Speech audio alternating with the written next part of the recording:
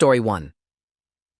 My manager cut my hours from 40 to 8 per week, trying to force me to quit after I refused to cover her vacation shifts without pay.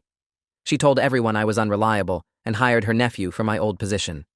When she posted on Facebook about her lazy employees, I sent her something that made her delete everything and call me sobbing at 2 a.m., begging me not to ruin her life.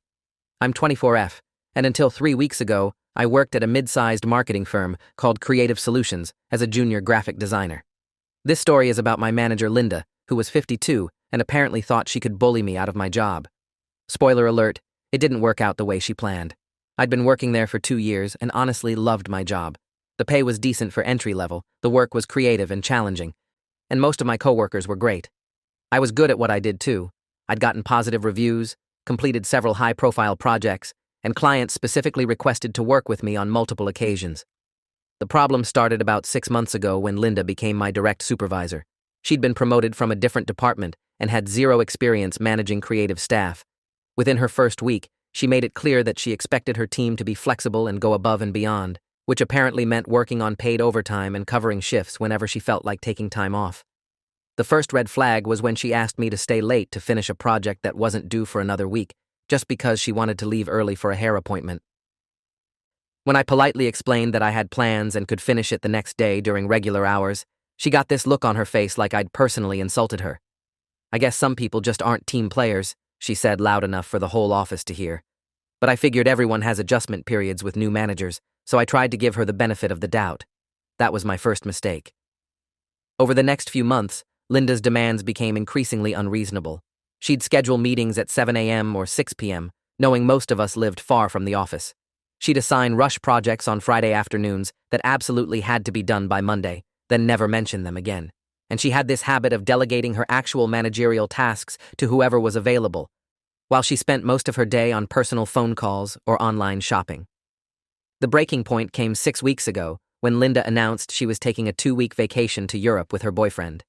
She casually mentioned that she'd need someone to keep an eye on things while she was gone, which apparently meant doing her job for her without any additional compensation. "Sarah, you're so good with deadlines," she said during our team meeting. "I was thinking you could handle the client communications and project approvals while I'm gone. It'll be great experience for you." I asked if this additional responsibility came with temporary management pay, since I'd essentially be doing her job for 2 weeks. Linda laughed like I'd made a joke. "Oh, sweetie, we're all salary here. Besides, it's only 2 weeks.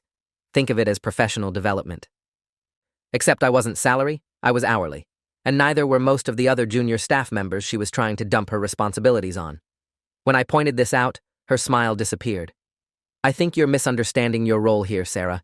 Part of being a valuable employee is being willing to step up when the team needs you." "I'm absolutely willing to step up," I replied. "What labor laws require that I be compensated for the hours I work? If you need management coverage while you're gone, the company should either pay me for those additional responsibilities or find another solution." The room went dead quiet. I could see my coworkers looking anywhere but at us, clearly uncomfortable with attention. Linda's face had gone red, and she was gripping her coffee mug so tightly I thought it might break. "We'll discuss this privately," she said through gritted teeth. After the meeting, Linda called me into her office and closed the door.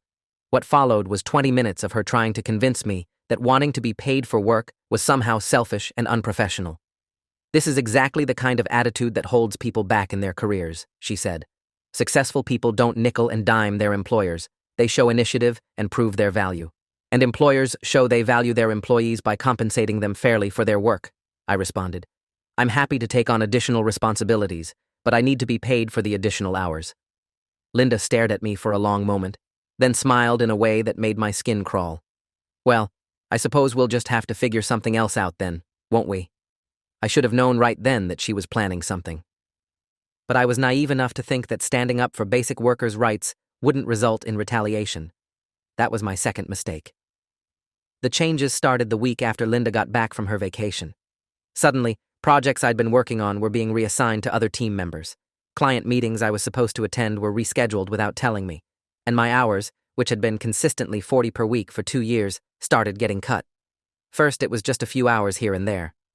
"Oh, we're overstaffed this week," Linda would say. "Why don't you take Friday afternoon off?" Then it became more systematic.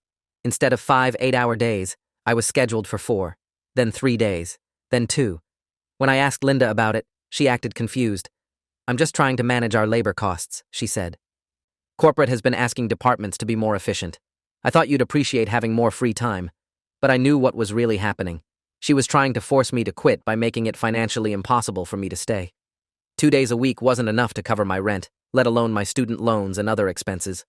I started looking for other jobs immediately, but the market was tough, and I needed something to bridge the gap. I applied for unemployment benefits to supplement my reduced hours, which was perfectly legal since my employer had cut my schedule through no fault of my own. That's when Linda really lost it. She called me into her office the day after I filed for partial unemployment and was practically vibrating with rage. I cannot believe you had the audacity to file for unemployment benefits, she spat. You still have a job here. This is fraud? It's not fraud, I replied calmly. I'm working significantly fewer hours than I was hired for, through no fault of my own. Partial unemployment benefits exist specifically for this situation. You're trying to steal money from the government and make this company look bad, she accused. I'm trying to pay my bills while you systematically reduce my hours in hopes that I'll quit. Linda's face went purple. That's a very serious accusation, Sarah. I hope you can back it up. I can, I said, and I meant it. I've been documenting everything, screenshots of my schedule changes, emails about reassigned projects, records of our conversations. I wasn't going to be gaslit into thinking this was normal. The next week, my hours were cut to just 8 per week, one day. When I showed up for my shift, I found out that Linda had hired someone new, her 22-year-old nephew Marcus, fresh out of college with zero professional experience. He was doing the work that used to be mine, at what I later learned was a higher hourly rate than I'd been making after 2 years of experience. But Linda wasn't done. She started a whisper campaign about me being unreliable and difficult to work with. I heard from coworkers that she was telling people I demanded special treatment and refused to be a team player. She even sent an email to our department head claiming that my attitude problems were affecting team morale. The final straw came 2 weeks ago when Linda posted on her public Facebook page. I only saw it because my coworker Jess sent me a screenshot. The post read, "So frustrated with lazy employees who think they're entitled to special treatment." Some people just don't understand what it means to work hard and be grateful for opportunities. When I was starting out, we didn't whine about every little thing or try to scam the system. We showed up, did our jobs, and earned our place. It's really disappointing to see how entitled this generation has become. Hashtag work ethic, hashtag management, hashtag professionalism. The post had dozens of comments from her friends and family, all agreeing about how terrible young employees were these days. Several people were sharing their own stories about problem employees they'd had to deal with. Linda was loving every minute of it, responding to comments and adding more details about her ungrateful staff member who was trying to cheat the system. I was mortified. Even though she hadn't named me directly, anyone who knew both of us could easily figure out who she was talking about, and Linda had made sure to include enough specific details that it was obviously about our situation. But I wasn't angry. I was strategic. Because Linda had just made a very expensive mistake. You see, during my 2 years at Creative Solutions, I became friendly with Derek from IT. Derek had been with the company for 5 years and had access to pretty much everything. We grabbed coffee a few times and bonded over our shared frustration with management's tech incompetence. A few months earlier, Derek had mentioned something interesting during one of our conversations. He'd been asked to help Linda set up her new computer, and he'd noticed some files that seemed odd. Screenshots of shopping websites during work hours, personal emails sent from her company account, and several documents that looked like they might be resumed templates. At the time, I hadn't thought much of it. Everyone does a little personal stuff at work occasionally. But after Linda's Facebook post, I remembered that conversation and decided to reach out to Derek. "Hey," I texted him. "Remember when you mentioned Linda had some questionable stuff on her work computer? Would you be willing to talk more about that?" Derek called me within an hour. It turned out that Linda's computer usage was way worse than he'd initially let on. As part of his job, Marcus had to monitor network activity and maintain computer security, which meant he had legitimate access to usage logs and file histories. "I've been documenting everything because it was getting so bad," he told me. "She's spending hours every day shopping online, using company resources to plan her personal vacations, and sending confidential client information to her personal email account. Plus, she's been using the company printer to print hundreds of pages of personal documents, wedding planning stuff for her daughter, real estate listings, even what looked like tax forms." "That sounds like theft of company resources," I said. "It is," Derek confirmed. "But here's the really bad part. She's been padding her timesheet. She'll mark herself as working late or coming in early, but the security logs show she's not even in the building during those times. My heart started racing. This wasn't just policy violations, this was fraud. Would you be willing to compile a report about all this? I asked. I've already been working on one, Derek said. Her behavior has been so blatant that I was planning to take it to HR anyway. Linda doesn't realize that when she uses company equipment, everything gets logged automatically. We met the next day, and Derek showed me a comprehensive file he put together. It included screenshots of Linda's work computer showing online shopping sites open during business hours, network logs proving she'd spent over 40 hours in the past month browsing non-work-related websites, email records showing she'd forwarded confidential client information to her personal accounts, printer logs showing hundreds of pages of personal documents printed on company equipment, security footage timestamps proving she'd lied on her timesheets about when she was in the office, evidence that she'd used her company credit card for personal purchases, including meals and gas that weren't business-related. The file was damning. Linda had been stealing from the company in multiple ways for months, and Derek had documented all of it. But I wanted to give Linda one chance to make things right before I escalated, so I printed out her Facebook post and wrote her a simple note. Linda, I saw your post about entitled employees. I thought you might want to know that publicly posting about personnel matters could be considered defamatory, especially when it contains false information about an employee's performance and character. I'm sure you didn't realize the legal implications of making these kinds of statements on social media. I'd appreciate the opportunity to discuss this with you privately before any misunderstandings get out of hand. Sarah. I left the note on her desk before she arrived Monday morning, along with a printout of her Facebook post. Linda's response was swift and predictable. She called me into her office within an hour of arriving and was absolutely furious. "How dare you threaten me?" she started. "My personal social media is none of your business, and I'll post whatever I want." "I'm not threatening you," I replied calmly. "I'm trying to give you an opportunity to address this professionally before it becomes a bigger problem." "There is no problem except your attitude," Linda snapped. "And frankly, I think it's time we discuss whether this position is really a good fit for you." "Are you firing me?" I asked. "I'm suggesting that maybe you'd be happier somewhere else," she said with a smirk. "Somewhere that's more aligned with your expectations." "I see," I said. "Well, if you're going to continue cutting my hours and creating a hostile work environment, I suppose I'll have to explore other options. I think that would be best for everyone," Linda agreed. I stood up to leave, then turned back. "Oh, Linda, you might want to delete that Facebook post. Just some friendly advice." Her expression turned nasty. I don't take orders from subordinates, especially ones who won't be here much longer. That afternoon, I compiled everything I had: Derek's documentation, my own records of Linda's retaliation, screenshots of her Facebook post, and a detailed timeline of everything that had happened. I wrote a comprehensive complaint and sent it directly to the company's CEO, the head of HR, and the legal department. The subject line was urgent, documentation of management misconduct, time theft, and potential legal liability. I didn't hear anything for 2 days. Then, at 2:17 a.m. on Wednesday night, my phone rang. It was Linda, and she was crying. "Sarah, please, I need to talk to you." She sobbed into the phone. "I deleted the post, okay? I deleted everything. Please don't do this to me." "Do what?" I asked, though I had a pretty good idea. "Don't ruin my life over this," she begged. "I have a daughter getting married next month. I can't lose my job. Please, we can work something out." "Linda, it's 2 a.m, I said. "Whatever you need to discuss should go through proper channels." "They're going to fire me," she cried. "HR called me in for a meeting tomorrow, and they want me to bring a representative. Sarah, please, I'll give you your hours back. I'll recommend you for a promotion. Just please tell them you made a mistake." "I didn't make a mistake," I replied. "You did. Multiple mistakes, actually." "I was just trying to manage my department efficiently," she insisted.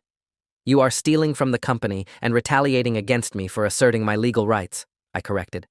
"Those aren't management strategies. They're grounds for termination and possibly criminal charges." Linda was quiet for a moment, then started crying harder. "What do you want? Money? I'll pay you out of my own pocket for the hours you lost. Just please don't destroy my career over this."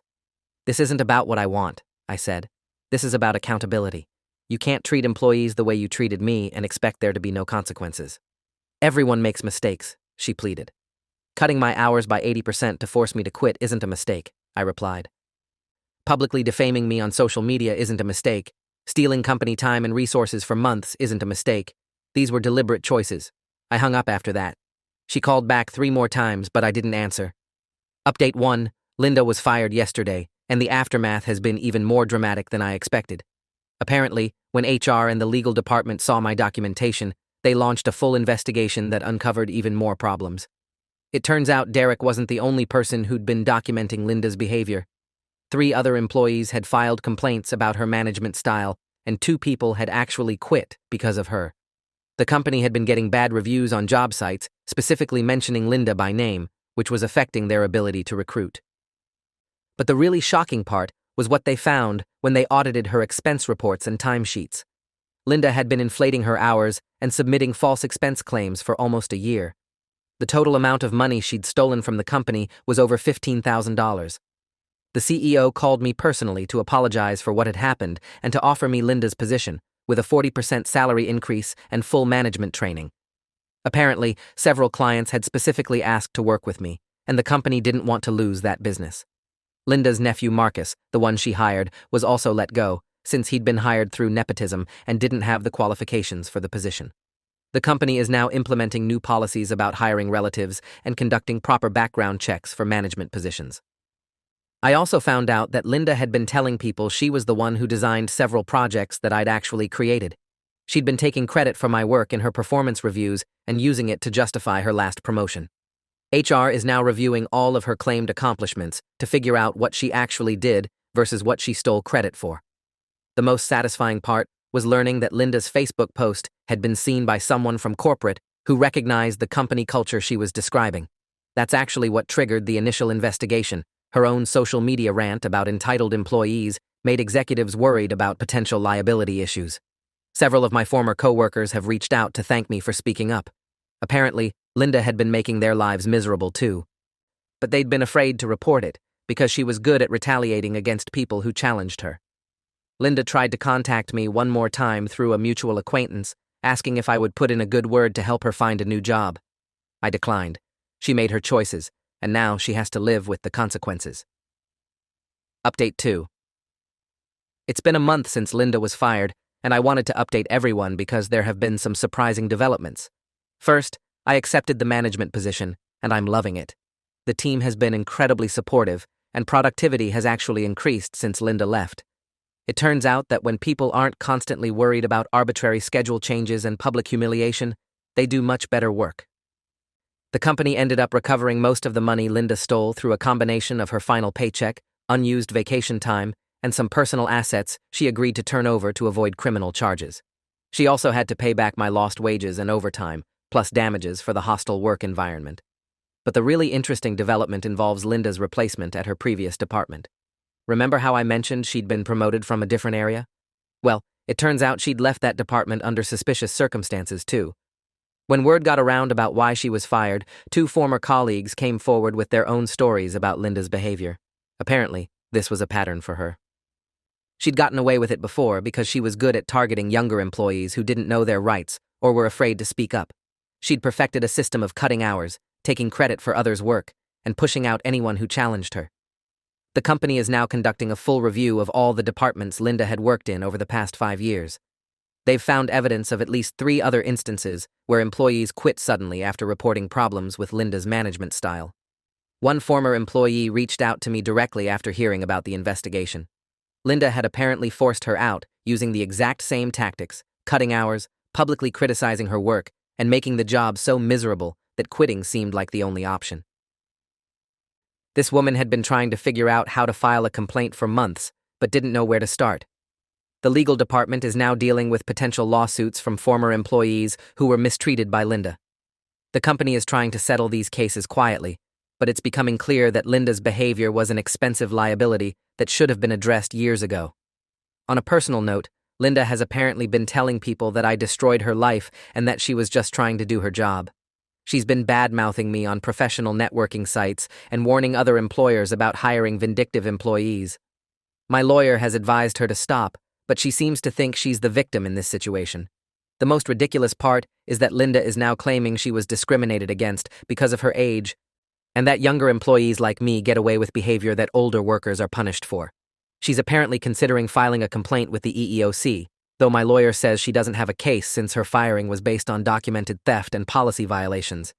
Meanwhile, I've been getting LinkedIn messages from people asking for advice about dealing with difficult managers. Apparently, my story has been shared in several professional groups, and other employees are using it as a template for documenting workplace problems. Update 3, 6 months later, and this story has taken some turns I never expected. Linda never did file that EEOC complaint, probably because her lawyer explained that claiming age discrimination when you've been caught stealing company money isn't a winning strategy. She did, however, try to contest her unemployment benefits by claiming she was fired for false allegations. That backfired spectacularly when the unemployment office requested documentation from the company and saw the evidence of her theft. The company settled with the 3 former employees who came forward about Linda's previous misconduct. I can't share the amounts, but let's just say they were significant enough that the company has completely overhauled their management training and employee complaint procedures. I've been thriving in my new role. Our department's client satisfaction scores are at an all-time high, and we've brought in several new accounts specifically because of the quality of our work. The CEO mentioned my successful transition to management during the quarterly company meeting, which felt amazing. But the most unexpected development involves Derek from IT. Remember how he helped me document Linda's computer usage? Well, he ended up getting promoted to head of cybersecurity after his thorough investigation work impressed the executives. We've been working together on several projects, and last month he asked me out for dinner. Our first date was supposed to be a casual thank you meal, but we ended up talking for 4 hours about everything from career goals to favorite movies. It turns out we have incredible chemistry when we're not bonding over terrible management horror stories. Linda, meanwhile, has been struggling to find new employment. Apparently, when potential employers call Creative Solutions for references, they're told that she's not eligible for rehire and that any further questions should be directed to the legal department. Bet's corporate speak for this person was fired for cause, and we can't recommend them. She finally found a position at a much smaller company for significantly less money than she was making before. According to mutual acquaintances, she's been complaining constantly about having to start over and how unfair it is that one vindictive employee could ruin her career. The irony is that Linda destroyed her own career by thinking she could bully a younger employee into quitting rather than just managing her team professionally. If she'd simply approved overtime pay for the vacation coverage or found another solution, none of this would have happened. I've become something of a mentor to younger employees at our company who are dealing with difficult situations. The HR department actually asked me to help develop training materials about workplace rights and how to document problematic behavior. It feels good to turn my negative experience into something that can help others. Final update. 1 year later, and I think it's time for a final update on this saga. Linda's story has a somewhat predictable ending. She lasted 6 months at her new job before being fired again. This time, her personality conflicts with her supervisor. Word in our industry travels fast, and people have started to recognize a pattern in her employment history. She's currently working part-time at a retail job while claiming she's consulting on social media. Every few months, she posts angry rants about how difficult it is for experienced professionals to find work in today's market, completely oblivious to the fact that her reputation for stealing and bullying employees is what's actually holding her back. The company has used our situation as a case study for their new management training program. They've implemented regular 360-degree reviews where employees can anonymously evaluate their supervisors, and they've created a whistleblower protection policy that encourages people to report misconduct without fear of retaliation. My career has taken off in ways I never expected. I was promoted again last month to Senior Creative Director, and I'm now managing a team of 12 people across multiple accounts. More importantly, I've created the kind of work environment I wish I had when I was starting out. One where people are valued, compensated fairly, and protected from abuse. Derek and I have been dating for 8 months now, and it's wonderful. He proposed last weekend with a ring he designed himself, incorporating elements from some of my favorite design projects. We're planning a wedding next year, and several of our co-workers are thrilled to be involved in the celebration. The most satisfying development has been watching other employees find their voices. 3 people in different departments have come to me for advice about documenting problematic situations, and in each case, we were able to resolve the issues before they escalated to Linda-level misconduct. I also started a blog about workplace rights for creative professionals, which has gained a following among people dealing with similar situations. I've heard from dozens of employees who've successfully stood up to bullying managers using strategies similar to what I did. Looking back, The scariest part about my situation with Linda wasn't the retaliation or even the financial stress of reduced hours. It was how isolated she made me feel, like I was the problem and everyone else thought her behavior was normal. But the truth is that most people recognize abuse when they see it. They just don't always know how to respond. When I finally spoke up with documentation and evidence, the support was overwhelming. Linda had gotten away with her behavior for so long because she targeted people who felt powerless, not because anyone actually thought what she was doing was acceptable. For anyone reading this who's dealing with a similar situation, document everything, know your rights, and don't be afraid to speak up. Bad managers like Linda count on their employees being too scared or uninformed to fight back. But when you stand up for yourself with facts and evidence, you'll often find that the system actually works. The best revenge isn't getting someone fired, it's building the career and life you deserve while they face the natural consequences of their own poor choices. Linda destroyed her own reputation and career through her actions. I just made sure those actions were properly documented. Today, I'm managing a successful team, planning a wedding to an amazing man, and helping other people navigate workplace challenges. Linda is working retail and posting bitter rants on Facebook. I think it's pretty clear who came out ahead in this situation. Story 2. My fiancée accidentally called me by her personal trainer's name during our wedding rehearsal dinner toast in front of both our families, so I quietly excused myself to the bathroom and never came back, leaving everyone, including the bride, wondering where I went until they found my wedding ring and a note on the gift table the next morning. Let me start from the beginning. I'm David Chen, 29 years old, and until 3 days ago, I was supposed to marry the love of my life, Victoria Barnes, this Saturday. We'd been together for 3.5 years, engaged for 8 months, and everything seemed perfect. She was beautiful, ambitious, successful in her marketing career, and I genuinely thought we were building something meaningful together. I work in software development, make decent money, and I'll be honest, I was probably punching above my weight class with Victoria. She's one of those women who turns heads when she walks into a room. Tall, blonde, the kind of confidence that comes from always being the prettiest person in any space.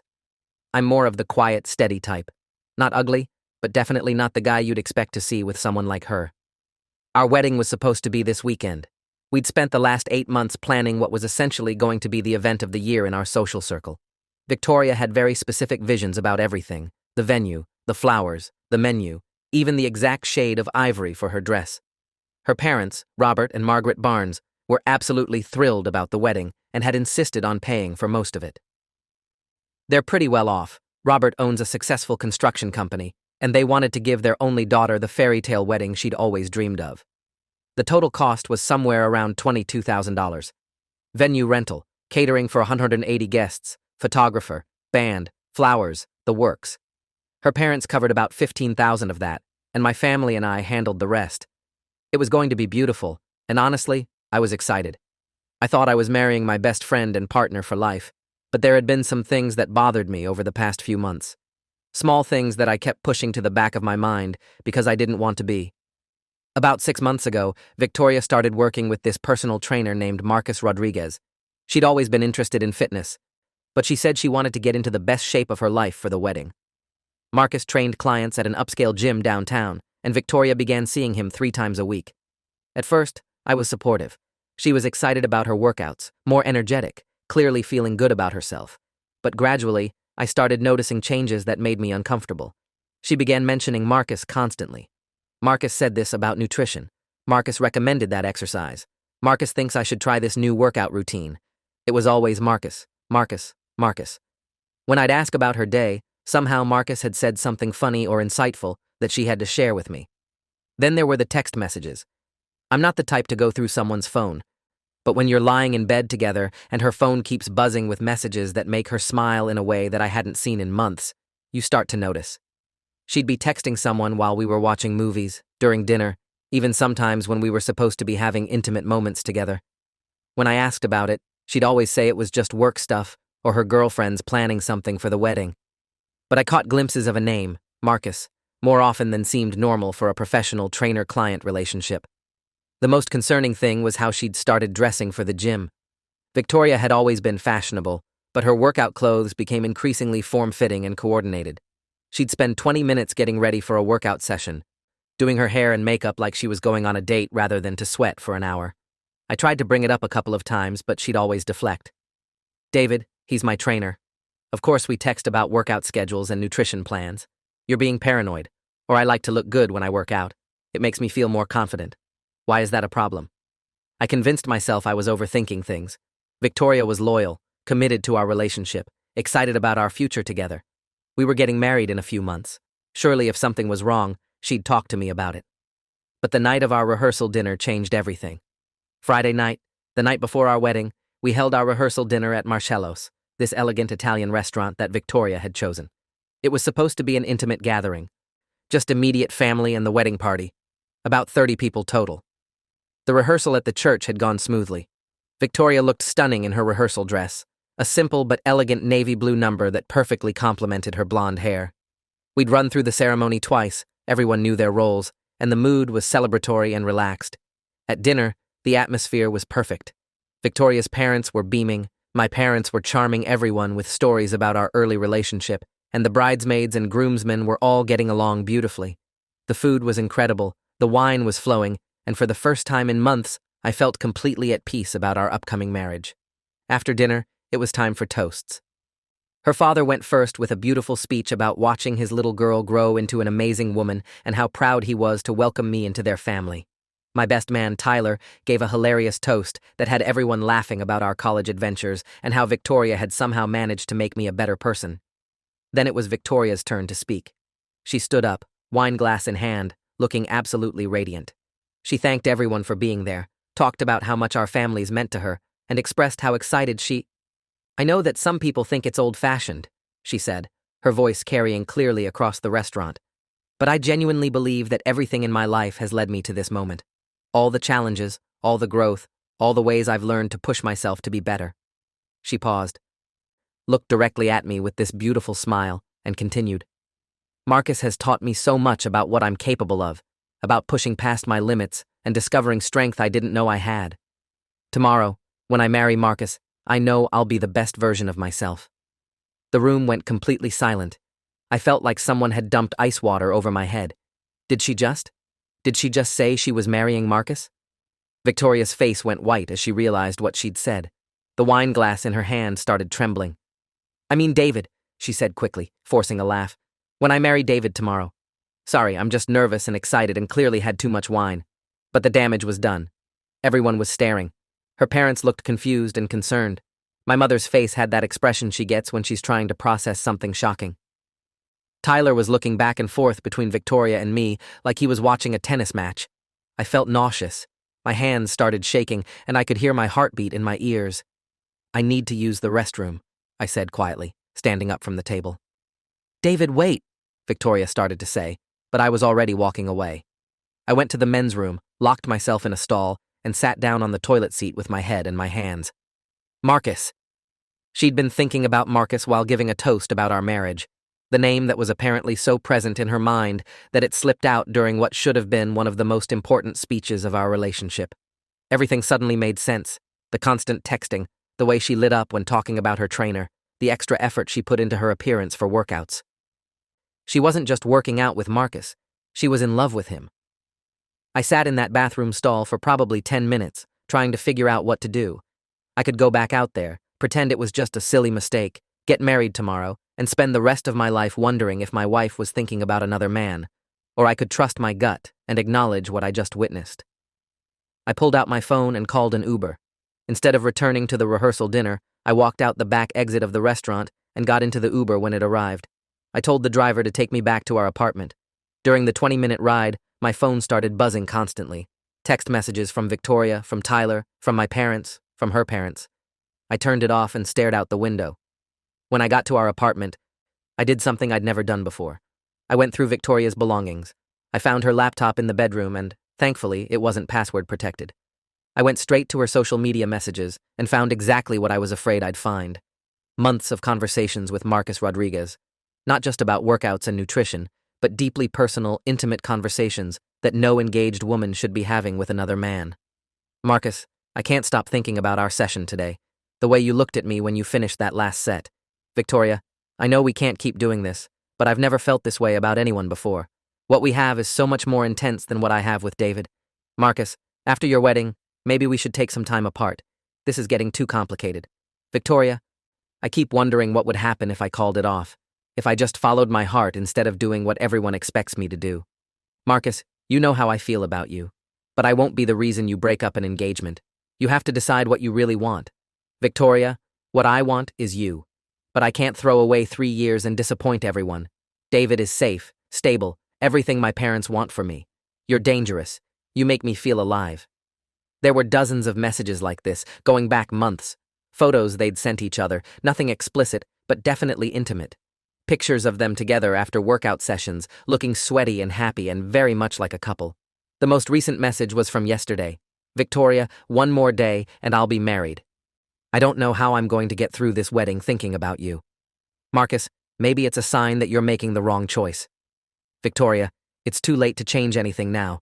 But after the honeymoon, I want to see you. I need to see you. I closed the laptop, sat on our bed, and cried for about an hour. Then I started packing.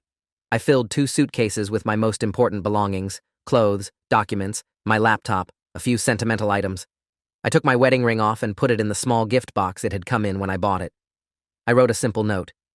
Victoria, I know about Marcus. I can't marry someone who's in love with someone else. I'm sorry for the mess this will cause, but I can't live a lie. David, I placed the ring box and note on our kitchen counter where she'd definitely see them, took my bags, and drove to my parents' house. It was almost midnight when I showed up at their door. Wedding day disaster. I told my parents everything that night.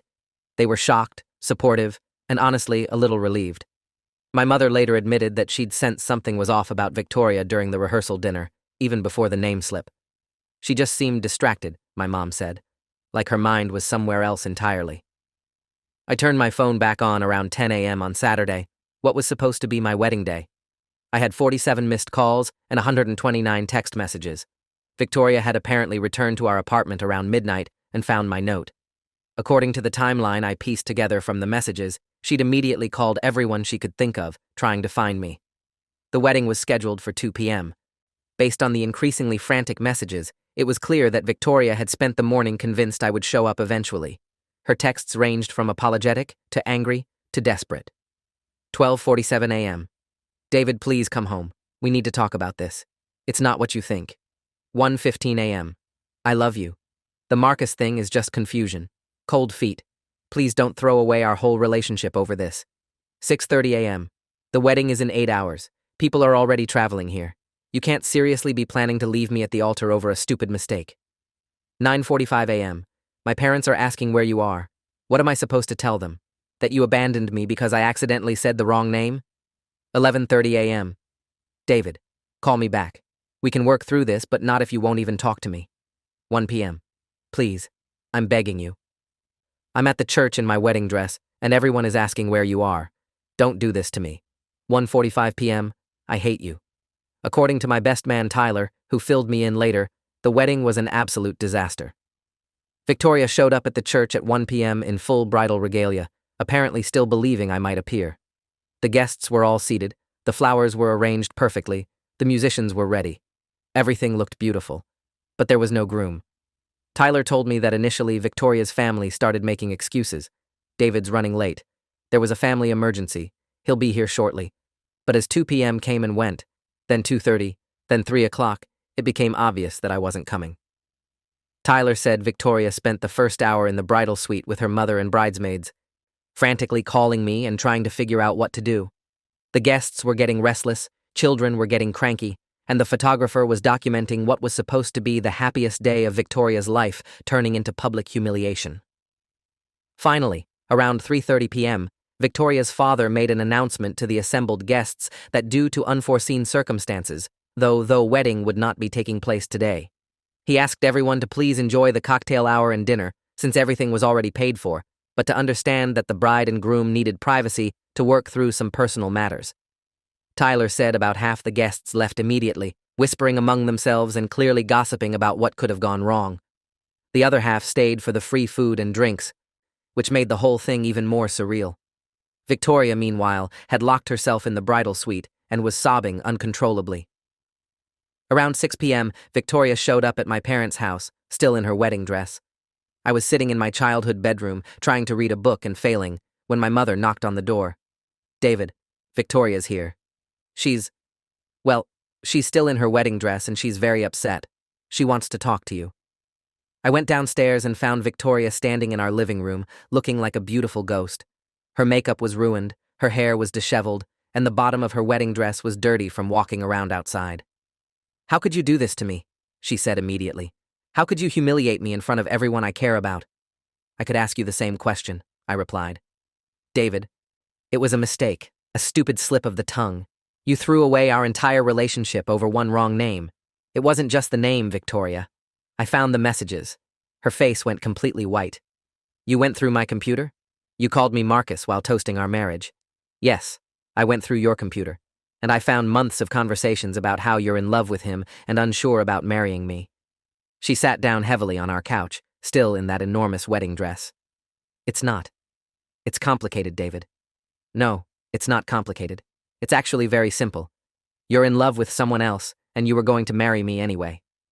Victoria started crying again, but this time it seemed more genuine than the frantic tears from earlier. "I do love you," she said quietly. "You're everything I should want in a husband. You're kind, stable, successful. My parents adore you. We have a good life together. But Marcus makes me feel things I've never felt before. When I'm with him, I feel like I'm alive in a way I never have been. It's exciting and dangerous and probably stupid, but it's real." I sat down across from her. "So why were you going to marry me?" "Because what I have with Marcus isn't sustainable. He's a personal trainer who barely makes enough money to pay rent. He's not the kind of man you build a life with. You are. I thought I could marry you and just get over the Marcus thing." "Get over it?" "Victoria, you've been having an emotional affair for months. You've been planning to cheat on me after our honeymoon. This isn't something you just get over. I know how it sounds, but I really did think I could make it work with you. I thought once we were married, once I had the security and stability of our relationship, the feelings for Marcus would fade. And what about my feelings? What about what I deserve?" Victoria was quiet for a long moment. "You deserve someone who loves you completely," she finally said. "Someone who isn't thinking about another man during her own engagement toasts." "Yes, I do." We sat in silence for several minutes, the weight of our destroyed relationship settling between us. "What happens now?" she asked. "Now you go figure out what you actually want, and I go figure out how to rebuild my life without you." After Victoria left, I thought the worst was over. I was wrong. The next morning, Victoria's parents called and asked if they could come over to talk. They were devastated, confused, and looking for answers. I told them everything. The months of suspicious behavior, the emotional affair, the messages I'd found on Victoria's computer. I showed them some of the conversations between Victoria and Marcus. Robert Barnes, who had always treated me like the son he'd never had, was furious. Not at me, at Victoria. $22,000, he kept saying. $22,000 for a wedding that didn't happen because our daughter couldn't keep her focus on the man she was supposed to marry. Margaret was heartbroken. Where did we go wrong with her? How did we raise a daughter who would do something like this? I tried to reassure them that it wasn't their fault, but they were taking Victoria's betrayal as a personal failure of their parenting. Then Robert told me something that shocked me. "We're cutting her off," he said. "Financially, emotionally, everything." Victoria is 28 years old, and she just destroyed the most important day of her life because she couldn't stop thinking about some gym teacher. She can figure out how to live with the consequences. "Robert, she's still your daughter. Our daughter just cost us $22,000 and humiliated herself in front of everyone we know because she was having an affair. She's going to have to earn her way back into this family." Margaret nodded tearfully.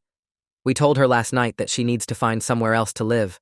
We can't look at her right now without thinking about how she betrayed you and embarrassed us all." I felt bad for Victoria despite everything. Losing her family's support on top of losing me was going to be devastating for her, but I also felt a grim satisfaction that there were real consequences for her choices. Update 1. It's been 2 weeks since my non-wedding, and the fallout continues to spread. Victoria has been staying with her friend Rachel, who was one of her bridesmaids. She's tried to contact me several times, but I've been clear that I need space to process everything and figure out my next steps. The financial loss has been significant. None of the wedding vendors offered refunds since everything was canceled less than 24 hours before the event. The venue, catering, photographer, band, all of that money is gone. Victoria's parents are eating most of the cost, and they're not happy about it. I've heard through mutual friends that Victoria and Marcus are now openly seeing each other. Apparently, she decided that since her secret was already out, There was no point in hiding it anymore. They've been spotted together around town, and Victoria has even posted photos. The response from our social circle has been mixed. Some people are supportive of me and critical of Victoria's behavior. Others think I overreacted and should have tried to work things out instead of abandoning her at the altar. I don't regret my decision. Every day that passes, I feel more confident that I made the right choice. The thought of being married to someone who was in love with another man makes me feel sick. My parents have been incredibly supportive. They've told me I can stay with them as long as I need to, and they've been helping me work through the emotional aftermath. I've also started seeing a therapist to help me process the betrayal and figure out how to trust people in future relationships. Update 2. Last week, something unexpected happened. Marcus Rodriguez contacted me. He found my number somehow and sent me a text asking if we could meet for coffee. Against my better judgment, I agreed. Marcus turned out to be pretty much exactly what I'd expected. Tall, muscular, the kind of confident charm that I could understand would be attractive to someone like Victoria. But he seemed genuinely remorseful about the situation. "I want you to know that I never intended for things to get this complicated," he said. "When Victoria started training with me, it was completely professional. But over time, we developed feelings for each other, and I should have handled it better. How should you have handled it better? I should have told her that she needed to either end her engagement or stop training with me. I knew she was confused about her feelings, and I should have insisted that she figure things out instead of letting the situation continue. Why didn't you?" Marcus was quiet for a moment. "Because I was selfish. I cared about her, and I didn't want to lose her, even though I knew she was engaged to someone else." "Are you in love with her?" "I think so, yes. But I also know that our relationship started with betrayal, and that's not a good foundation for anything lasting. I appreciate it as honesty, even though the whole conversation was surreal. What's happening between you two now? We're trying to see if what we have is real, or if it was just the excitement of doing something forbidden. But honestly, I think we're both realizing that a relationship built on cheating and lies isn't sustainable. Victoria told me you make her feel alive in a way she's never felt before." Marcus laughed bitterly. "Yeah, well, guilt and secrecy can be pretty intoxicating, but when you remove those elements and try to build something genuine, it's a lot harder." He paused, then looked directly at me. "For what it's worth, I think you dodged a bullet. Victoria is beautiful and exciting, but she's not ready for the kind of commitment that marriage requires. She's still figuring out who she is and what she wants. Why are you telling me this? Because I feel guilty about my role in destroying your relationship, and I wanted you to know that Victoria's issues aren't about you. You seem like a good guy who deserved better." It was a strange conversation, but it gave me some closure. Marcus confirmed what I'd already suspected, that Victoria's attraction to him was based more on excitement and escape than genuine love. Update 3. 3 weeks after our failed wedding, Victoria showed up at my parents' house again. This time, she looked completely different. Gone was the polished, put-together woman I'd been engaged to. She looked tired, stressed, and frankly, a little desperate. "David, I need to talk to you," she said when I answered the door. "Victoria, I've told you I need space. Please, just give me 5 minutes. There are things you need to know." Against my better judgment, I let her in. "Marcus and I broke up," she said immediately. "I'm sorry to hear that." "Are you?" "Because I think you were right about everything. The relationship with Marcus wasn't real. It was just excitement and forbidden attraction. When we tried to actually be together, without the secrecy and the drama, it fell apart in less than 2 weeks. I didn't say anything, just waited for her to continue. "I also lost my job," she said quietly. "What? Why?" "The whole wedding situation became office gossip. My boss decided that my personal drama was affecting my professional reputation and reflecting poorly on the company. They let me go last week. I felt bad for her, but I wasn't sure why she was telling me this. Victoria, I'm sorry you're going through a difficult time, but I don't know how I can help you. I'm not asking for help. I'm trying to apologize. Really apologize, not just for the name slip, but for everything. For months of emotional cheating, for putting you in an impossible position, for humiliating you in front of she sat down on our front porch steps. I've lost everything, David. My relationship with you, my relationship with Marcus, my job, my parents' support. And sitting alone in Rachel's spare bedroom for the past 3 weeks, I've had a lot of time to think about how I got here. And what did you conclude? That I was selfish and cowardly. I wanted the security and stability you offered, but I also wanted the excitement Marcus provided. I thought I could have both, And when that became impossible, I chose to string you along instead of being honest about my feelings. Victoria started crying, but it was different from the hysterical tears on our wedding day. This seemed like genuine remorse. I don't expect you to forgive me, she continued. I don't expect you to take me back. I just needed you to know that I understand now how badly I hurt you, and I'm sorry. What are you going to do now? I'm moving back to Colorado to stay with my aunt for a while. I need to figure out who I am when I'm not trying to be what everyone else wants me to be. She stood up to leave. David, you were right to leave. You deserved better than what I was giving you. I hope someday you find someone who loves you the way you deserve to be loved. After she left, I felt a sense of closure I hadn't expected. Victoria's apology didn't undo the betrayal, but it helped me understand that her actions were about her own confusion and immaturity, not about any shortcoming on my part. Final update. It's been 3 months since my wedding day that never happened, and I'm doing well. I've moved into my own apartment, and I'm slowly rebuilding my social life. Some friendships didn't survive the drama, but the people who really matter have been incredibly supportive. I heard through mutual friends that Victoria moved to Colorado as planned and is working at a small marketing firm there. She and Marcus haven't spoken since their breakup, according to Tyler, who somehow keeps track of these things. Victoria's parents and I maintain a cordial relationship. They've apologized multiple times for their daughter's behavior, and Robert even offered to pay me back for my portion of the wedding expenses. I declined, but I appreciated the gesture. The whole experience taught me some important lessons about trust, communication, and paying attention to red flags. I'm grateful that I discovered Victoria's true feelings before we got married, rather than after. I'm not dating anyone yet, but I'm open to the possibility. My therapist says I've processed the betrayal in a healthy way, and I'm ready for a relationship when the right person comes along. Sometimes people ask me if I regret leaving Victoria at the altar instead of confronting her beforehand. The answer is no. What she did required a dramatic response, and I think the shock of being abandoned on her wedding day was the wake-up call she needed to examine her life and choices. Victoria tried to have her cake and eat it too. She wanted the security of marriage to me while maintaining an emotional affair with Marcus. When forced to choose between us, she chose neither and lost both. I'm 29 years old, financially stable, emotionally healthy, and ready to find someone who will love me completely and honestly. Victoria is starting over in a new state, figuring out who she is and what she really wants. In the end, I think we both ended up where we needed to be. The woman who called me by another man's name during our engagement toast taught me that I deserve better than being someone's safe second choice.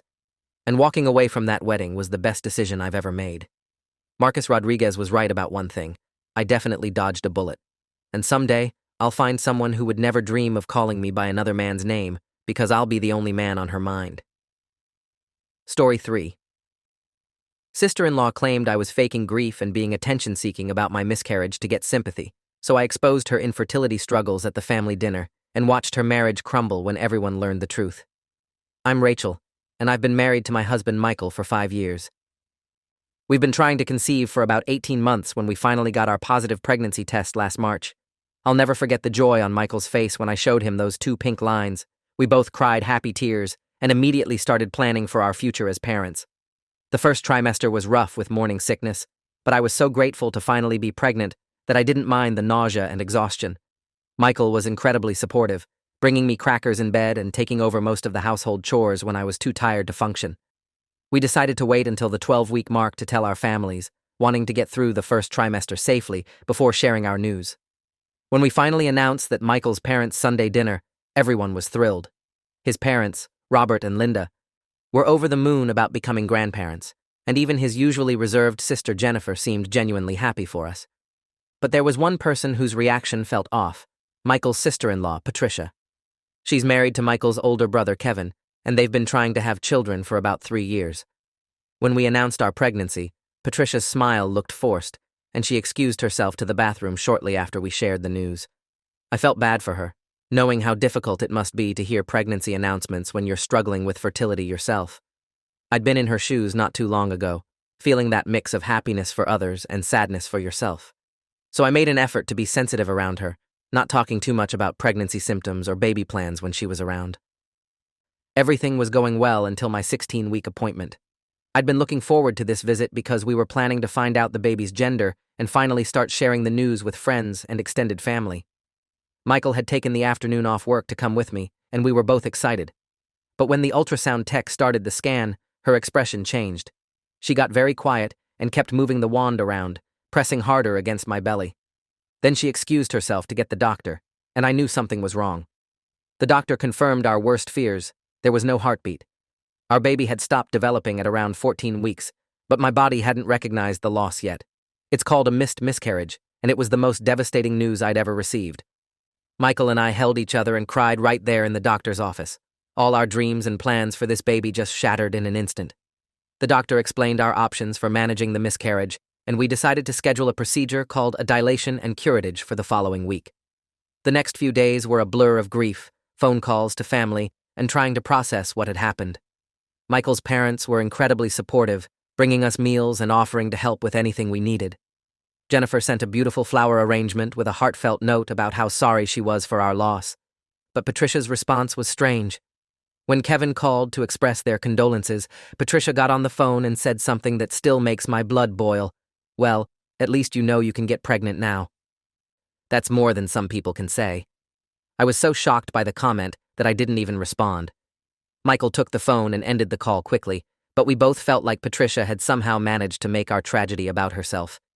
The procedure went smoothly, but the emotional recovery was brutal. I took 2 weeks off work to grieve and heal, and Michael was amazing throughout the whole process. He held me when I cried, brought me tea when I couldn't sleep, and patiently listened when I needed to talk about our lost baby. Our families continued to be supportive, checking in regularly and giving us space when we needed it. But Patricia's behavior became increasingly bizarre and hurtful. Update 1. About 3 weeks after the miscarriage, we attended Kevin's birthday dinner at a local restaurant. It was the first family gathering I'd been to since losing the baby, and I was still pretty fragile emotionally. I'd been debating whether to go at all, but Michael encouraged me to try, saying it might be good to get out and be around family. During dinner, the conversation naturally turned to family updates and future plans. When someone asked Michael and me how we were doing, I mentioned that we were taking things one day at a time and focusing on healing before thinking about trying again. That's when Patricia spoke up. "You know, some people struggle with infertility for years without ever getting pregnant at all," she said loudly enough for the whole table to hear. "Maybe you should be grateful for what you had, instead of acting like you're the only one who's ever lost something." The entire table went silent.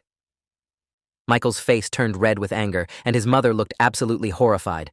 I felt like I'd been slapped. "Patricia," Kevin said quietly, "that was completely inappropriate." But Patricia wasn't done. "I'm just saying some of us have real problems.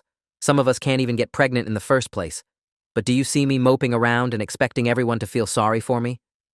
I started crying, not just from grief, but from the shock of being attacked so viciously by someone I'd try to be considerate toward. Michael stood up and said we were leaving, but Patricia called after us. "Oh, there she goes again, playing the victim. When are you going to stop milking this for sympathy?" Michael turned around and I thought he was going to explode, but instead he said very calmly, "Patricia, you're disgusting. Don't ever speak to my wife again." We left the restaurant with several family members apologizing and expressing their shock at Patricia's behavior, but the damage was done. I felt humiliated and hurt beyond words. Over the next few weeks, Patricia's campaign of cruelty continued in more subtle ways. She would make comments on social media about people who don't know real struggle and post articles about how miscarriage was nature's way of preventing genetic problems. When mutual friends would express sympathy for our loss, she'd respond with comments about how some people had bigger problems than others. The worst incident happened at Michael's parents' anniversary party 6 weeks after our loss. I was finally starting to feel a little more like myself and was grateful to celebrate something happy with the family. But during the dinner, Patricia made a toast that was clearly directed at me. "To Robert and Linda," she said, raising her glass, "who taught us that real strength means dealing with life's challenges without constantly seeking attention and pity from others. Some people could learn from their example." She looked directly at me while she said it, and I felt my face burn with embarrassment and anger. Several people at the table looked uncomfortable, but no one said anything in the moment. That night, Michael and I had a long conversation about Patricia's behavior. He was furious and wanted to confront Kevin directly, but I was worried about causing more family drama. I just wanted the attacks to stop so I could grieve in peace. But then Michael's cousin Sarah called me the next day with information that changed everything. Update 2. Sarah had been at the anniversary dinner and was disturbed by Patricia's obvious targeting of me. As Kevin's cousin, she'd known Patricia for years and had always found her to be self-centered and dramatic, but this level of cruelty was shocking even for her. "Rachel, I need to tell you something," Sarah said when she called. "I don't think Patricia's attacks on you are really about your miscarriage. I think there's something else going on." Sarah explained that she'd been talking to other family members who were equally disturbed by Patricia's behavior, and through these conversations, some inconsistencies in Patricia's story had emerged. For the past 3 years, Patricia had been telling everyone that she and Kevin were struggling with infertility and trying everything to get pregnant. She talked about doctor appointments, fertility treatments, and the emotional toll of trying to conceive. The family had been very supportive, with Michael's parents even offering to help pay for fertility treatments. But Sarah had noticed that Patricia never seemed to have any actual medical details about their fertility issues. When pressed for specifics, she'd get vague and change the subject. She also never seemed to have the physical or emotional symptoms that usually come with intensive fertility treatments. "I started wondering if she was actually seeing doctors at all," Sarah said. "So I asked my friend who works at the fertility clinic Patricia claimed to be going to. She couldn't give me specific information because of privacy laws, but she said there's no record of Patricia ever being a patient there." Sarah had done more investigating and discovered that Patricia had never been to any of the fertility clinics in our area. She'd been lying about the entire fertility struggle, apparently using it as a way to get attention and sympathy from the family. "But here's the really messed up part," Sarah continued. "I think Kevin doesn't know she's been lying. I think he actually believes they've been trying to get pregnant and that it's just not happening." This revelation hit me like a truck. Patricia had been lying about infertility struggles for years, gaining sympathy and support from the entire family, while simultaneously attacking me for grieving a real loss. She wasn't lashing out because she was jealous of my pregnancy. She was attacking me because my genuine tragedy was threatening to expose her lies. When I told Michael what Sarah had discovered, he was speechless for a moment. Then he got angrier than I'd ever seen him. "She's been torturing you for grieving our actual baby while she's been faking infertility for attention?" he said. "And she has the nerve to call you attention-seeking?" Michael wanted to expose Patricia immediately, but I convinced him we needed to be strategic. If we were going to reveal her lies, we needed to do it in a way that would make the biggest impact and ensure she couldn't wiggle out of the consequences. We decided to gather more evidence first. Sarah helped us contact the fertility clinics Patricia had mentioned over the years, and we confirmed that she'd never been a patient at any of them. We also reached out to family members to document the specific claims Patricia had made about her treatments and doctors. The picture that emerged was of someone who had been running an elaborate con for years, inventing detailed stories about fertility struggles to maintain a victim narrative while simultaneously attacking others who were dealing with real tragedies. But we also discovered something else. Kevin genuinely believed his wife was struggling with infertility. He'd been supporting her through what he thought was a devastating medical condition, taking time off work for fake doctor appointments, and even considering taking out loans for treatments they never actually needed. Update 3. We decided the best way to expose Patricia was to let her hang herself with her own lies. Michael's parents were planning their traditional 4th of July barbecue, which would include the entire extended family plus several close family friends. It would be the perfect opportunity to reveal the truth in front of everyone who had been supporting Patricia's fake struggle. In the weeks leading up to the barbecue, Patricia ramped up her attacks on me. She started commenting on every social media post I made with passive-aggressive remarks about people who won't move on and attention-seeking behavior. "I'm sorry." She even had the audacity to post her own social media updates about the real struggles that some people face while others complain about minor setbacks. The irony of someone who'd been faking infertility for 3 years calling my miscarriage a minor setback was almost too much to bear. But I forced myself to stay calm and stick to our plan. Michael and I prepared carefully for the barbecue. We printed out documentation from all the fertility clinics Patricia had claimed to visit, showing that she'd never been a patient. We also prepared a timeline of her various claims about treatments, doctors, and procedures, noting the inconsistencies and impossibilities in her stories. The day of the barbecue, Patricia was in rare form. She made several pointed comments about how some people bounce back from difficulties, while others wallow in self-pity. She also made a big show of comforting another family friend who'd recently had a miscarriage, positioning herself as an expert on pregnancy loss, despite never having experienced it. About halfway through the afternoon, the conversation turned to family updates and future plans. Someone asked Kevin and Patricia about their fertility journey and whether they were still pursuing treatments. Patricia launched into her usual performance, talking about how emotionally draining the process was and how they were considering more aggressive interventions. She mentioned specific doctors and treatments, painting a picture of a couple bravely battling medical challenges. That's when Michael stood up. "Patricia," he said calmly, "I'm curious about something. You mentioned Dr. Martinez at the Regional Fertility Center. When was your last appointment with him?" Patricia looked momentarily flustered but quickly recovered. "Last month," she said. "Why?" "That's interesting," Michael continued, "because Dr. Martinez has been on sabbatical in Europe for the past 6 months, and according to the clinic, you've never been a patient there." The color drained from Patricia's face, but she tried to bluff her way through. "You must have gotten wrong information," she said. "Maybe there was a mix-up with the records. That's when I pulled out the documentation we'd prepared. Patricia, we contacted every fertility clinic you've mentioned over the past 3 years. You've never been a patient at any of them.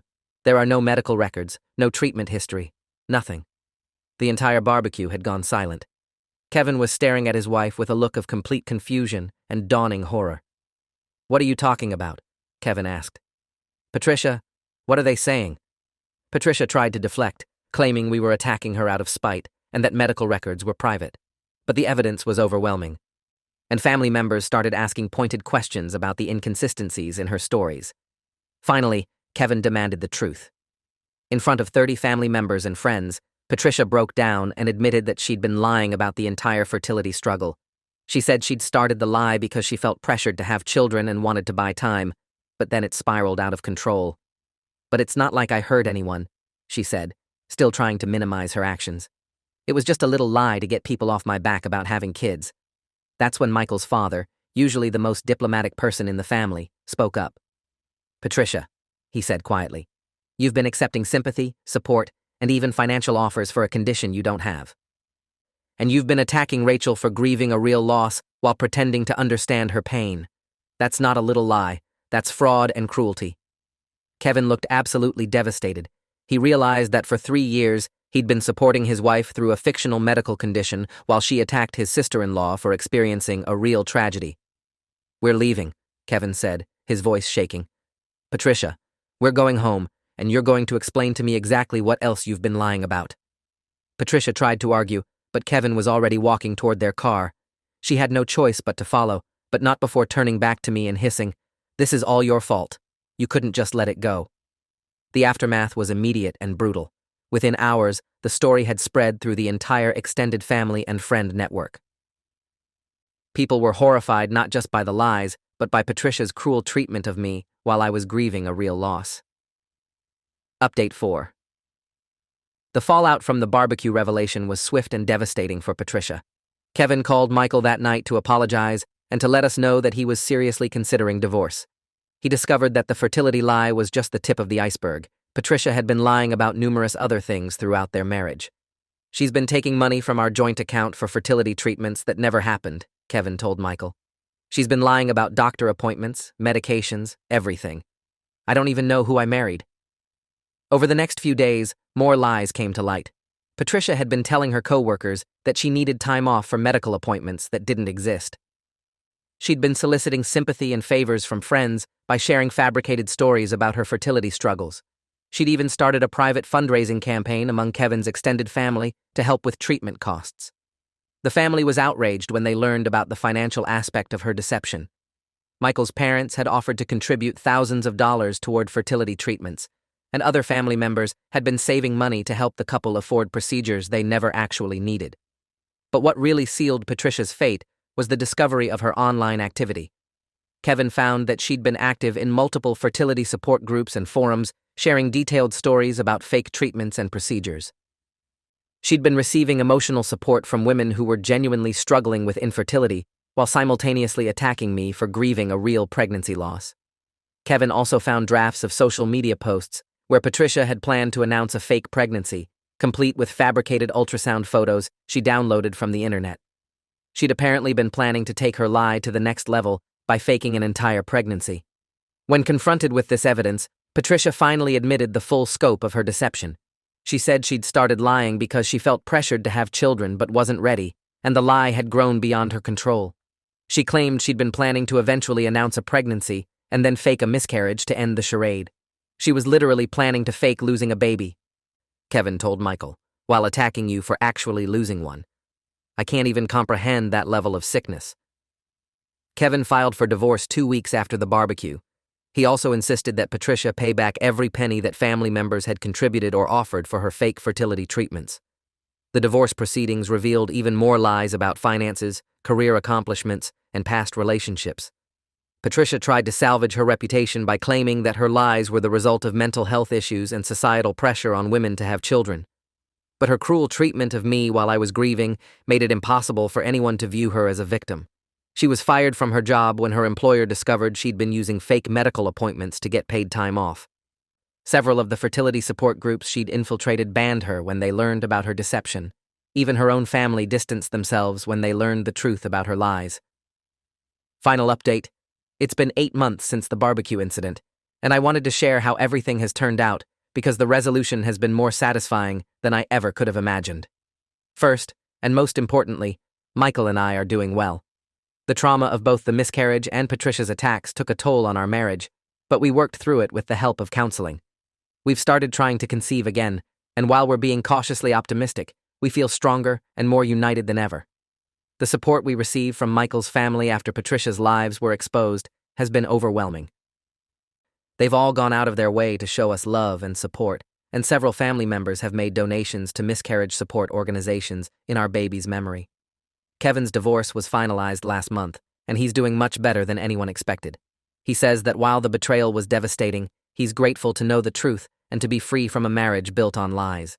He's been dating someone new, a genuinely kind woman who works as a nurse and actually understands real medical challenges. Patricia's life, on the other hand, has completely fallen apart. The divorce settlement left her with very little since she'd been fraudulently taking money for fake medical expenses. She moved back in with her parents in another state, but even they've struggled to understand how she could have maintained such elaborate lies for so long. She tried to rebuild her reputation by claiming she'd learned from her mistakes and wanted to help other women who struggle with fertility pressure. But her past deception made it impossible for anyone to trust her, and her attempts at rehabilitation were seen as just another manipulation. The most satisfying part has been watching karma work its magic in unexpected ways. Patricia's former co-workers created a private social media group where they share stories about the lies she told at work. The fertility support groups she infiltrated have used her case as an example of why they have verification processes for new members. But perhaps the best outcome has been the awareness her case has raised about fake fertility struggles and the harm they cause to people dealing with real infertility and pregnancy loss.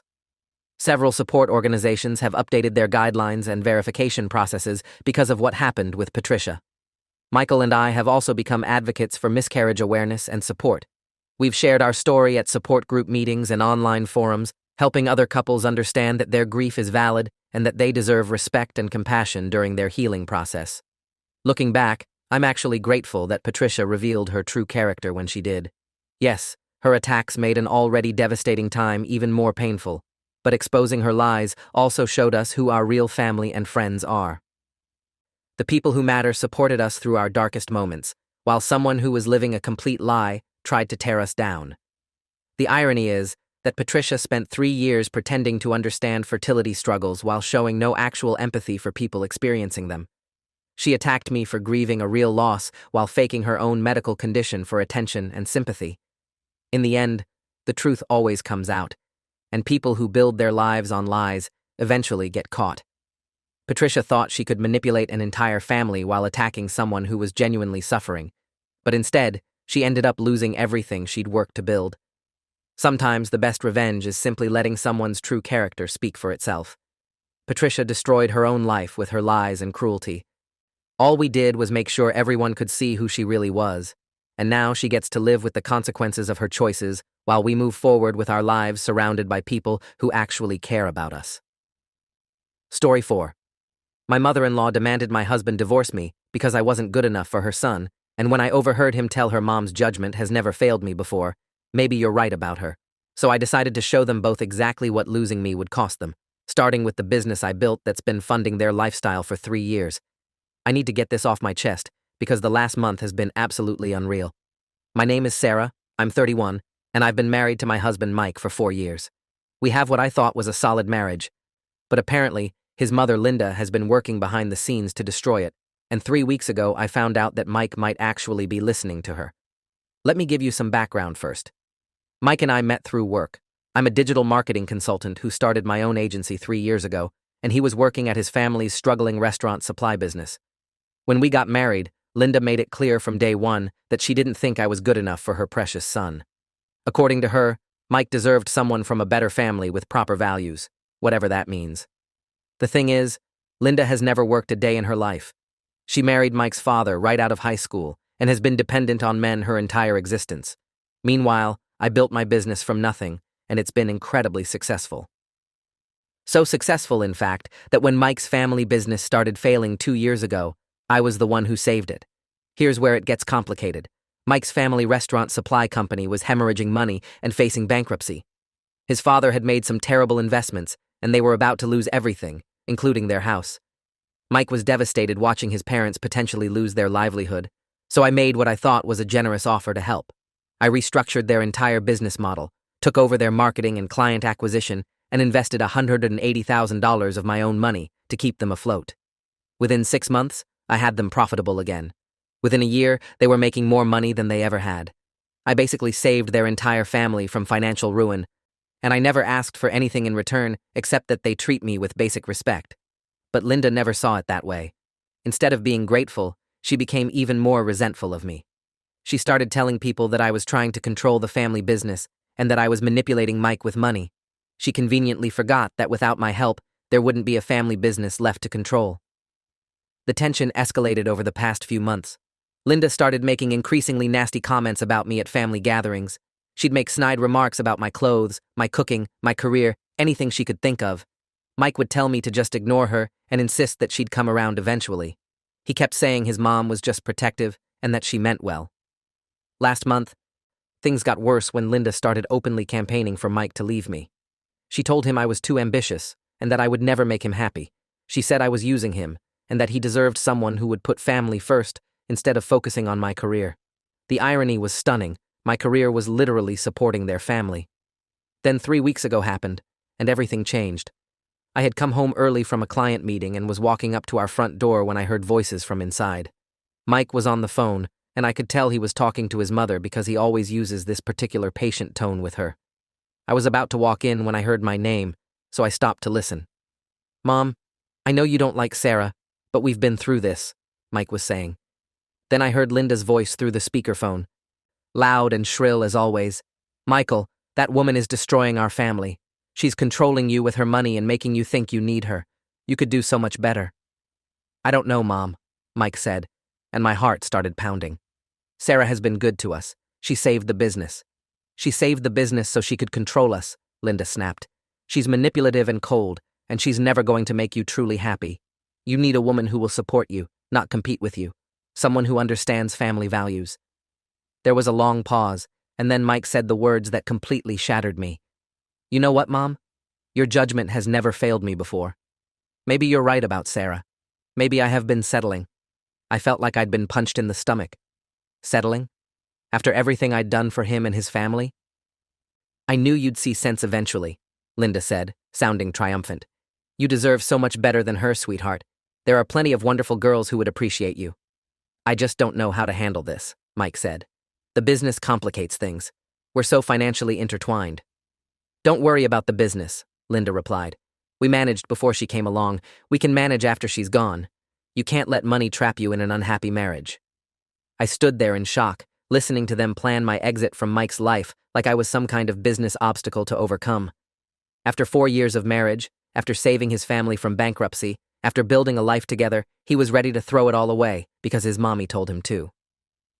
I quietly walked back to my car and sat there for about an hour trying to process what I'd heard. I felt betrayed, humiliated, and absolutely furious. But more than anything, I felt clarity. If Mike thought he was settling for me, and if he believed his mother's judgment over our actual relationship, then maybe it was time to show them both exactly what they'd be losing. That night, I acted completely normal. I made dinner, asked Mike about his day, and didn't mention what I'd overheard. But inside, I was already making plans. The next morning, I called my lawyer. "I need to discuss my options regarding the money I invested in my husband's family business," I told her. "My lawyer, Jennifer, has been helping me with business contracts for years. so she was familiar with the situation. Sarah, you do realize you have them completely over a barrel, right? You have documentation of every penny you invested, and you structured it as a business loan, not a gift. Legally, you can call in that debt whenever you want. I had honestly forgotten about that detail. When I given them the money, Jennifer had advised me to structure it as a business loan for tax purposes, even though I never intended to collect on it. But now that Mike thought he was settling for me, maybe it was time to explore my options. What would happen if I called in the loan? I asked. Based on their current financial situation, they'd probably have to sell the business to pay you back, plus interest. You're looking at about $240,000 with the accumulated interest over 2 years. That afternoon, I started making other calls. I contacted all the major clients I'd brought to Mike's family business, clients who had followed me from my own agency because they trusted my work. I explained that I was planning to expand my own company and would be transitioning their accounts back to my agency. By the following Thursday, I had secured commitments from about 70% of their client base to move their business back to me. These weren't just any clients, they were the biggest, most profitable accounts that I had personally brought in. Friday evening of that week, Mike seemed nervous about something. He kept checking his phone and acting distracted during dinner. Finally, he said he needed to talk to me about something important. "What's up?" I asked, though I had a pretty good idea what was coming. "Sarah, I've been doing a lot of thinking about our marriage," he began, using the same tone people use when they're about to deliver bad news. "I feel like we might want different things in life. Such as, well, you're so focused on your career, and I'm starting to think I want something more traditional. Someone who prioritizes family over business." I nodded thoughtfully. "Someone like who?" "I don't know. Just someone different. Someone who gets what family means. Someone your mother would approve of?" Mike looked startled. "This isn't about my mother, isn't it?" He got defensive then, which told me everything I needed to know. "Look, Sarah, maybe we should consider taking a break. Figure out what we both really want." "A break," I repeated. "As in a separation?" "Maybe. I think it might be good for both of us." I sat there for a moment, pretending to consider this, then nodded. "You know what, Mike? You're absolutely right. I think a break would be perfect." He looked surprised by how easily I'd agreed. "Really?" "Absolutely. In fact, I think we should make it official. I'll move out this weekend and we can start the separation process immediately." "That's great that you're being so reasonable about this," he said, looking relieved. "Oh, I'm going to be very reasonable," I assured him. "In fact, I'm going to be so reasonable that I'm going to help you get exactly what you want." Something in my tone must have warned him, because he looked uncertain. "What do you mean?" "Well, you want someone who prioritizes family over business, right? Someone who's not so focused on their career?" "Right. Perfect. So you won't need my business connections anymore. I'll be transferring all the clients I brought to your family business back to my own agency. That way, you can build something that's truly yours, without my influence." Mike went pale. "Sarah, wait. Those clients are crucial to our business." "Your business," I corrected. "And don't worry, I'm sure you and your mother can rebuild the client base with people who appreciate your family values.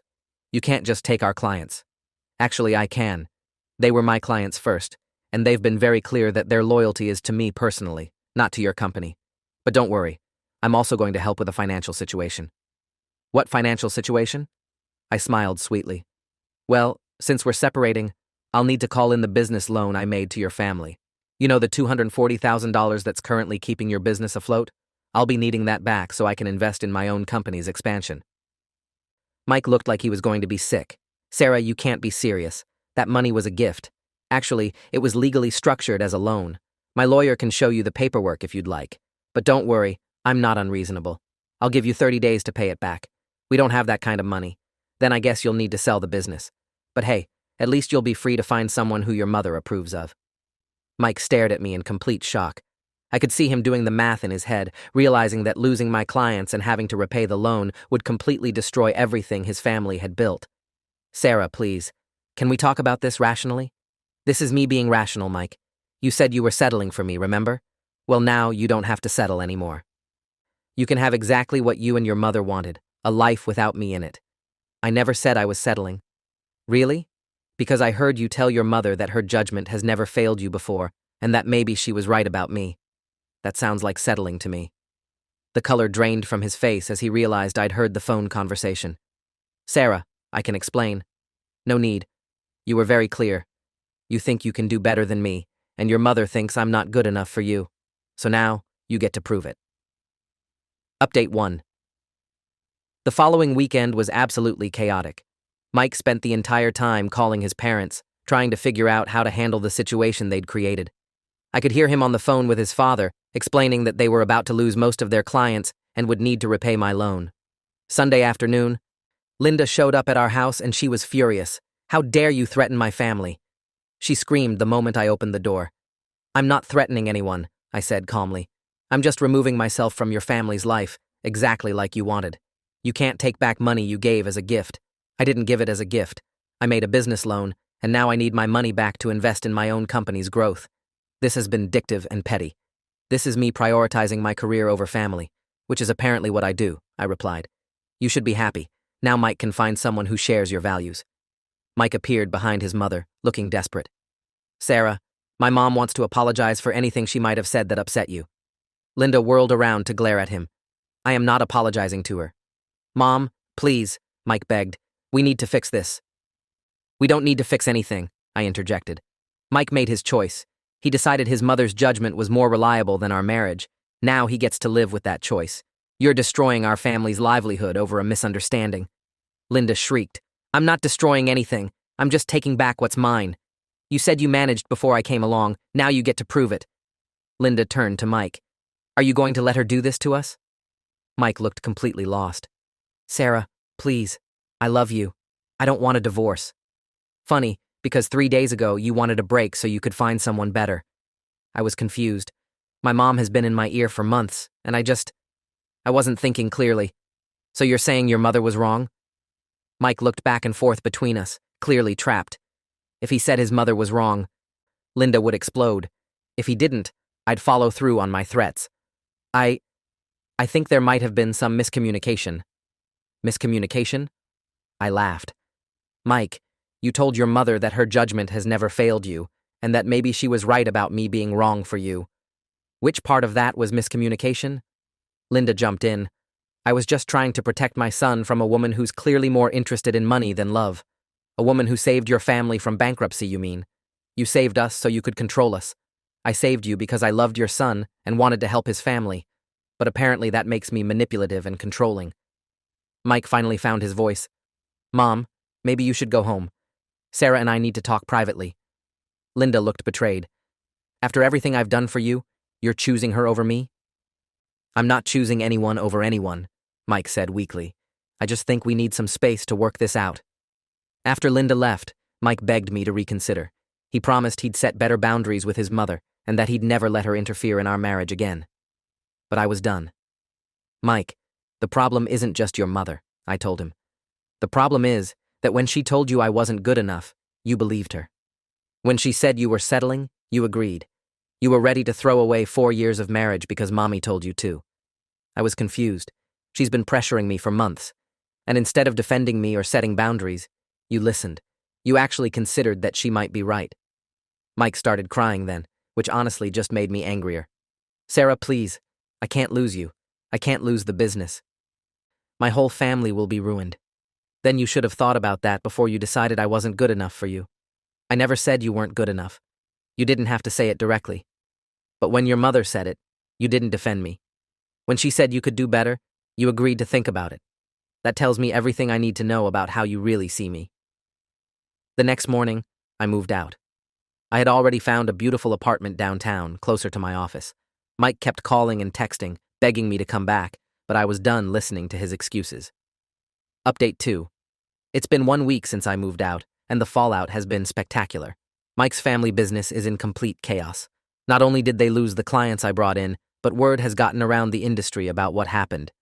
And several other clients have decided to take their business elsewhere. Mike's father called me yesterday, practically begging me to reconsider the loan repayment. "Sarah, you know we can't pay back that money right now," he said. "If you force us to sell the business, it'll destroy 3 generations of work."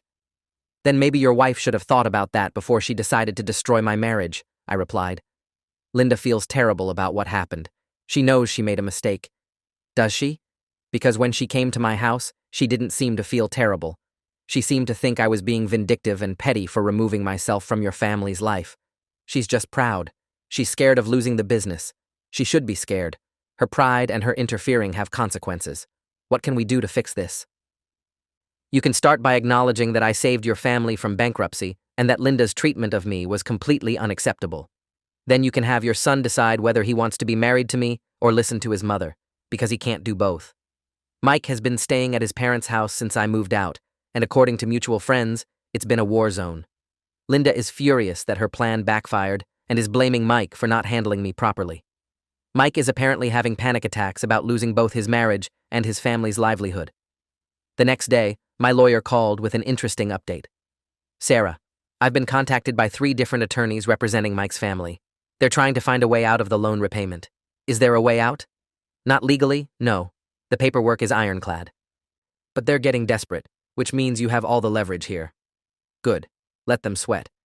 I've also been getting calls from people in Mike's extended family trying to convince me to be reasonable. His uncle called me crying, saying that Linda was just old-fashioned and didn't mean any harm. His uncle tried to convince me that Mike was just going through a phase and that all men get cold feet sometimes. The funniest call was from Linda's sister, who told me that I was destroying a good man and that I should forgive and forget because that's what good wives do. I'm not his wife anymore, I told her. He decided he could do better, remember? But you're being so vindictive. I'm being practical. I'm a businesswoman, and I'm treating this like a business decision. Mike decided our marriage was a bad investment, so I'm liquidating my assets. The truth is, I don't feel vindictive. I feel free. For the first time in years, I'm not walking on eggshells around Linda or making excuses for Mike's inability to stand up to her. I'm not putting my own career second to prop up their failing business. I'm not pretending that their treatment of me was acceptable just to keep the peace. Mike showed up at my new apartment 2 nights later, looking absolutely terrible. He's lost weight and looks like he hasn't slept in days. Sarah, please. I'll do anything. I'll cut contact with my mother completely if that's what it takes. It's too late for that, Mike. The damage is done, but I love you. No, you don't. You love the idea of me. You love what I've done for your family. But you don't actually respect me enough to defend me when your mother attacks me. That's not true. Mike, you were ready to divorce me because your mommy told you to. That's not love. He broke down completely then, sobbing and begging me to give him another chance. It was honestly pathetic to watch. This is the man who thought he could do better than me? Update 3. It's been 2 weeks since I moved out, and Mike's family has officially put their business up for sale. They found a buyer who's willing to pay enough to cover my loan plus their other debts, but they'll have nothing left afterward. Linda is apparently having a breakdown about losing everything her husband built. The irony is that her husband didn't build the successful version of the business, I did. The business he built was failing. I'm the one who made it profitable and valuable enough that they can sell it to pay their debts. Mike came to see me again yesterday with a different approach. Instead of begging, he tried to get angry with me. You're really going to destroy my entire family over one conversation? He said. I'm not destroying your family. I'm just not subsidizing them anymore. This is revenge, and you know it. This is me putting my own interests first, which is apparently what I do, according to your mother. So you're going to punish my whole family because you're mad at my mom? I'm not punishing anyone. I'm removing myself from your lives, exactly like your mother wanted. She said your family managed before I came along, now they get to prove it. You know we can't manage without the money you invested. That sounds like a you problem, not a me problem. Mike got really nasty then, which honestly just confirmed that I made the right decision. You know what? Maybe my mom was right about you. Maybe you are cold and calculating. Maybe I am. But I'm also successful and independent, which is more than I can say for your family. We built something together, Sarah. No, Mike. I built something and let your family benefit from it. There's a difference. He left angry, and I haven't heard from him since. But I heard through mutual friends that he's been telling people I'm crazy and vindictive, and that he dodged a bullet by finding out my true nature before we had kids. It's funny how quickly the narrative changes when someone doesn't get what they want. Final update. It's been a month since this all started, and everything has been resolved. Mike's family sold their business, paid back my loan, and are apparently moving to a different state to start fresh. Linda posted a long, dramatic Facebook post about fake people who abandon family when times get tough, but she didn't mention that the tough times were caused by her own interfering. Mike signed the divorce papers without fighting them. He even tried to ask for alimony, which my lawyer shut down immediately. Apparently, he's been telling people that he's better off without someone so money-focused, which is hilarious coming from someone whose family was completely dependent on my money. I've expanded my agency and hired 3 new employees. The clients I brought back from Mike's family business have been referring new clients to me, and I'm on track to have my most profitable year ever. Turns out, when you're not propping up other people's failing businesses, you have a lot more resources to invest in your own success. The best part is how much happier I am. I didn't realize how much stress I was carrying from constantly trying to prove myself to Linda and managing Mike's inability to set boundaries with her. Now I wake up every day excited about my work and my future, instead of dreading the next family drama. I've started dating someone new, a successful architect, who has healthy boundaries with his family and actually appreciates my ambition. When I told him this whole story, his response was, "Wait, his mother wanted him to divorce you because you were too successful. And he listened to her? What an idiot." That's what a healthy response looks like. People ask me if I regret how I handled the situation, if I think I was too harsh. The answer is simple, no. Mike and Linda decided I wasn't good enough for their family. I just made sure they got exactly what they wanted, a life without me in it. The fact that they can't afford that life without my financial support is that my problem to solve. Sometimes the best revenge is just letting people face the natural consequences of their own choices. Mike chose his mother's opinion over his wife. Linda chose to attack the person keeping her family financially stable.